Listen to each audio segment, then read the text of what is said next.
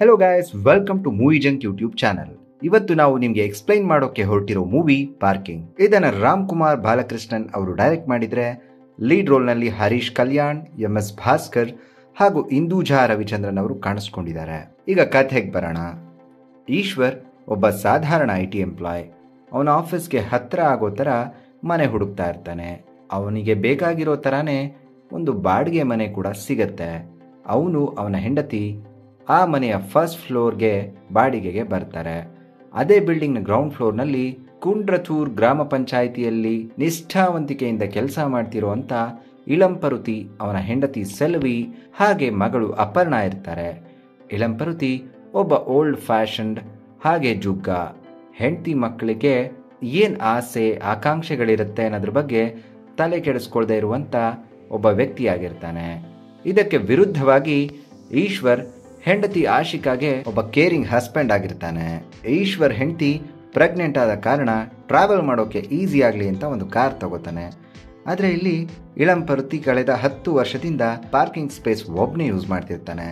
ಇದಕ್ಕೆ ಕಾರಣ ಏನು ಅಂದರೆ ಅಲ್ಲಿದ್ದ ಬೇರೆ ಬಾಡಿಗೆ ಮನೆಯವರು ಯಾರ ಹತ್ರನೂ ಕಾರ್ ಇರೋದಿಲ್ಲ. ಶುರುನಲ್ಲಿ ಈ 2 ಮನೆಯವರು ಚೆನ್ನಾಗೇ ಇರ್ತಾರೆ. ಆದರೆ ಇಳಂಪರುತಿ ಹಾಗೂ ಈಶ್ವರ್ ಇಬ್ಬರ ಆಲೋಚನೆಗಳು ಬೇರೆ ಥರ ಇರೋದ್ರಿಂದ ಅವರ ಮಧ್ಯ ಇರುಸು ಮುರುಸು ಉಂಟಾಗಿ ಸಣ್ಣ ಪುಟ್ಟ ಜಗಳಗಳಿಂದ ಮನಸ್ತಾಪ ಶುರುವಾಗತ್ತೆ. ನಾನು ಯಾರಕ್ಕೆ ಕಮ್ಮಿ ಅನ್ನೋ ಥರ ಇಳಂಪರುತಿ ತನ್ನ ಬಳಿ ಇದ್ದ ಸ್ಕೂಟರ್ನ ಮಾರಿ ಕಾರ್ ತಗೋತಾನೆ. ಇಲ್ಲಿಂದ ಇಬ್ಬರ ಮಧ್ಯ ಕೋಳಿ ಜಗಳ ಇನ್ನ ಜಾಸ್ತಿ ಆಗ್ತಾ ಹೋಗುತ್ತೆ. ಹಾಗೆ ಇಳಂಪರುತಿ ಈಶ್ವರ್ನ ಕಾರ್ ಗ್ಲಾಸ್ ಹೊಡಿತಾನೆ. ಈ ಕಾರಣ ಜನಗಳು ನೋಡೋ ರೀತಿ ಬೀದಿಲಿ ಜಗಳ ಆಗತ್ತೆ. ಇಳಂಪರುತಿ ಮಾತಿನ ಬಲದಲ್ಲಿ ಈಶ್ವರ್ ಬಗ್ಗೆ ಕೆಟ್ಟದಾಗಿ ಮಾತಾಡಿದ್ದಕ್ಕೆ ಈಶ್ವರ್ ಕೋಪದಲ್ಲಿ ಇಳಂಪರುತಿ ಮೇಲೆ ಕೈ ಮಾಡ್ತಾನೆ. ಇಳಂಪರುತಿ ಅವಮಾನನ ಸೇಡಿನ ಮೂಲಕ ತೀರಿಸ್ಕೊಳ್ಳೋಕೆ ಅವನು ಹಾಗೂ ಸೆಲ್ವಿಯ ತಮ್ಮ ಇಬ್ಬರು ಸೇರಿ ಒಂದು ಪ್ಲಾನ್ ಮಾಡ್ತಾರೆ.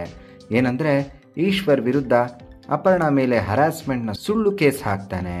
ಇದಕ್ಕೆ ಅಪರ್ಣ ಪ್ರೆಷರಿಂದ ಒಪ್ಕೊಂಡಿರ್ತಾಳೆ. ಗಿಲ್ಟ್ ಕಾಡೋಕೆ ಶುರು ಮಾಡಿದ ಕಾರಣ ಕೇಸ್ನ ವಾಪಸ್ ಪಡಿತಾಳೆ. ರಿಲೀಸ್ ಆದ ಈಶ್ವರ್ ರಿವೆಂಜ್ ತಗೊಳ್ಳೋಕೆ ಒಂದು ಹೊಸ ಪ್ಲಾನ್ ಮಾಡ್ತಾನೆ. ಇಳಂಪರುತಿ ಅವರ ಆಫೀಸ್ಗೆ ಹೋಗಿ 30,000 ದುಡ್ಡನ್ನ ಇಳಂಪರುತಿ ಆಫೀಸ್ ರೂಮ್ನ ಡಸ್ಟ್ಬಿನ್ ಒಳಗಡೆ ಇಡ್ತಾನೆ.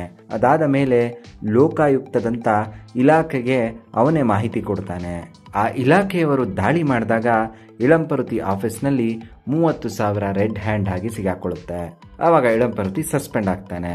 ಇದೆಲ್ಲ ಆದ್ಮೇಲೂ ಕೂಡ ಆಶಿಕಾ ಹಾಗೆ ಸೆಲ್ವಿ, ಅಪರ್ಣ ಇವರೆಲ್ಲ ಈಶ್ವರ್ ಹಾಗೆ ಇಳಂಪರುತಿನ ಇಲ್ಲಿಗೆ ವಿಷಯ ಬಿಡೋಕೆ ಕನ್ವಿನ್ಸ್ ಮಾಡ್ತಾರೆ. ಆದ್ರೆ ಅವ್ರಗಳಿಗೆ ಅವ್ರ ಈಗೋನೇ ದೊಡ್ಡದಾಗಿರುತ್ತೆ. ಇಳಂಪರುತಿ ಈಶ್ವರ್ ಕಾರ್ನ ಫ್ರಂಟ್ ವೀಲ್ನ ಲೂಸ್ ಮಾಡಿರ್ತಾನೆ. ಅವನ್ನ ಕೊಲ್ಲಬೇಕು ಅನ್ನೋ ಇಂಟೆನ್ಷನ್ ನಲ್ಲಿ ಆಶಿಕಾ ಪ್ರೆಗ್ನೆಂಟ್ ಅನ್ನೋ ವಿಷಯ ಗೊತ್ತಿದ್ರು ಈ ಕೆಲಸ ಮಾಡಿರ್ತಾನೆ. ಇದು ಇಳಂಪರುತಿ ಯಾವ ಲೆವೆಲ್ಗೆ ರಿವೆಂಜ್ ತಗೋಬೇಕು ಅಂತೀಯಾನೆ ಅನ್ನೋದನ್ನ ತೋರಿಸುತ್ತೆ. ಇದೆಲ್ಲದ್ರಿಂದ ಬೇಸತ್ತ ಸೆಲ್ವಿ ಹಾಗೂ ಅಪರ್ಣ ಮನೆ ಬಿಟ್ಟು ಹೋಗ್ತಾರೆ. ಇದು ಎಲ್ಲದರ ನಂತರ ಆಶಿಕಾ ಮಾತಿಗೆ ಬೆಲೆ ಕೊಟ್ಟು ಈಶ್ವರ್ ಮನೆ ಖಾಲಿ ಮಾಡೋಕೆ ಒಪ್ಕೋತಾನೆ. ಅಂಡ್ ಈ ವಿಷಯನ ಇಳಂಪರುತಿಗೆ ಹೇಳಿ ಕಾಂಪ್ರೂವ್ ಆಗೋಣ ಅನ್ನೋ ಇಂಟೆನ್ಷನ್ ಇಂದ ಇಳಂಪರುತಿ ಮನೆಗೆ ಹೋಗಿ ಮಾತಾಡಬೇಕಾದ್ರೆ ಇಳಂಪರುತಿ ಟೇಬಲ್ ಮೇಲೆ ಇರೋ ಬಾಟಲಿಂದ ಹೊಡಿತಾನೆ. ಈಶ್ವರ್ ಪ್ರಜ್ಞೆ ತಪ್ಪಿ ಬೀಳ್ತಾನೆ. ಇಳಂಪರುತಿ ಅವನು ಸತ್ತಿದ್ದಾನೆ ಅಂದ್ಕೊಂಡು ಬಾಡಿನ ಬೇರೆ ಕಡೆ ಶಿಫ್ಟ್ ಮಾಡೋಕೆ ಟ್ರೈ ಮಾಡಬೇಕಿದ್ರೆ ಈಶ್ವರ್ ಫೋನ್ ರಿಂಗ್ ಆಗುತ್ತೆ. ಫೋನ್ ರಿಸೀವ್ ಮಾಡಿದ ಇಳಂಪರುತಿಗೆ ಆಶಿಕಾ ವಾಯ್ಸ್ ಕೇಳುತ್ತೆ. ಆಶಿಕಾ ಪ್ರೆಗ್ನೆನ್ಸಿ ಪೈನಿಂದ ನರಳ್ತಿರ್ತಾಳೆ. ಈಶ್ವರ್ ಎಲ್ಲಿದೆಯಾ ಬಾ ಬೇಗ ಅಂತ ಕರಿತಿರ್ತಾಳೆ. ಇದನ್ನು ಕೇಳಿದ ಇಳಂಪರುತಿ ಈಶ್ವರ್ನ ಮನೆಗೆ ಹೋಗ್ತಾನೆ.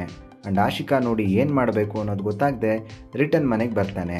ಅಷ್ಟರಲ್ಲಿ ಈಶ್ವರ್ಗೆ ಪ್ರಜ್ಞೆ ಬಂದಿರುತ್ತೆ. ಈಶ್ವರ್ ಇಳಂಪರುತಿನ ಹೊಡೆದು ಸಾಯಿಸೋಕೆ ಅಂತ ಗ್ಯಾಸ್ ಲೀಕ್ ಮಾಡಿ ಮ್ಯಾಚಸ್ ಸಿಗದೇ ಇರೋ ಕಾರಣ ಓವೆನ್ನಲ್ಲಿ ಇಳಂಪರುತಿ ಕೀ ಫೋನ್ ಇಟ್ಟು ಬ್ಲಾಸ್ಟ್ ಆದಾಗ ಗ್ಯಾಸ್ ಇಗ್ನಿಷನ್ನಿಂದ ಇಳಂಪರುತಿ ಸಾಯ್ತಾನೆ ಅಂತ ಹೇಳಿ ರಿಟರ್ನ್ ಮನೆಗೆ ಬರ್ತಾನೆ. ಅಲ್ಲಿ ಆಶಿಕಾ ಇರಲ್ಲ. ಕಾಲ್ ಮಾಡ್ತಾನೆ. ಆಗ ಒಬ್ಳು ನರ್ಸ್ ಪಿಕ್ ಮಾಡ್ತಾಳೆ. ಆಶಿಕಾಗೆ ಡೆಲಿವರಿ ಆಗಿದೆ, ನೀವು ಯಾರು ಅಂತ ಕೇಳಿದಾಗ ಹಸ್ಬೆಂಡ್ ಅಂತ ಹೇಳಿದ ಈಶ್ವರ್ಗೆ ಕೇರ್ಲೆಸ್ ಹಸ್ಬೆಂಡ್ ನೀವು ಅಂತ ಹೇಳಿ ಅವ್ರ ತಂದೆ ಕಾಣಿಸ್ತಿಲ್ಲ ಅಂತ ಹೇಳ್ತಾಳೆ.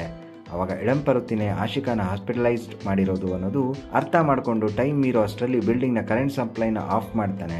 ನಂತರ ಇಬ್ಬರು ಮಾತಾಡಿ ಸಮಸ್ಯೆನ ಬಗೆಹರಿಸ್ಕೋಬೋದಾಗಿತ್ತು ಅಂತ ಮಾತಾಡಿ ಕಾಂಪ್ರೂವ್ ಮಾಡ್ಕೋತಾನೆ. ಇಬ್ಬರು ಕೂಡ ಆ ಮನೆನ ಖಾಲಿ ಮಾಡ್ತಾರೆ. 2 ಮನೆಗಳು ಖಾಲಿ ಆಗ್ತವೆ.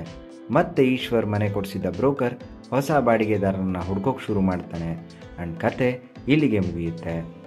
ನಮ್ಮ ಈ ವಿಡಿಯೋ ಇಷ್ಟ ಆಗಿದ್ರೆ ನಮ್ಮ ವಿಡಿಯೋನ ಲೈಕ್ ಮಾಡಿ, ಶೇರ್ ಮಾಡಿ ಹಾಗೂ ನಮ್ಮ ಮೂವಿ ಜಂಕ್ ಯೂಟ್ಯೂಬ್ ಚಾನಲ್ಗೆ ಸಬ್ಸ್ಕ್ರೈಬ್ ಮಾಡ್ಕೊಳ್ಳಿ. ಮತ್ತಷ್ಟು ಇಂಟ್ರೆಸ್ಟಿಂಗ್ ಕಂಟೆಂಟ್ಗಳೊಂದಿಗೆ ಮತ್ತೆ ಬರ್ತೀವಿ. ಅಲ್ಲಿವರೆಗೂ ಹ್ಯಾವ್ ಎ ಗುಡ್ ಟೈಮ್.